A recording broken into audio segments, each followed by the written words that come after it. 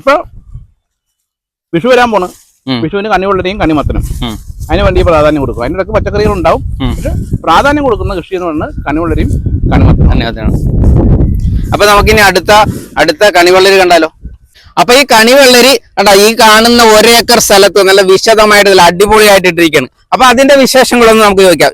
ഇത് എത്ര ദിവസമായി നട്ടിട്ട് എന്നാണ് ഇത് വിളവെടുക്കുന്നത്? നമ്മളിപ്പോ ഒരു 15 ദിവസം പ്രായമായതായി ആയിട്ടുണ്ട്. ഇപ്പൊ 15 ദിവസം ആയിട്ടുണ്ട് നട്ടിട്ട്. അപ്പൊ നമ്മുടെ പ്രത്യേകിച്ചില് ഇതിന്റെ വിളവെന്ന് പറയുന്നത് ഏപ്രിൽ മാസം 10-ാം തീയതി വിളവെടുക്കും. വിഷുവിന് കുറച്ച് മുമ്പായിട്ട് 4 ദിവസം മുമ്പ് നമ്മൾ വിളവെടുക്കും. അതാണ് നമ്മൾ സാധാരണ ചെയ്തു വരുന്നത്. അപ്പൊ അതിനുള്ള ഒരു രീതി നമ്മളിവിടെ സ്വീകരിച്ചിട്ടുണ്ട്. അപ്പൊ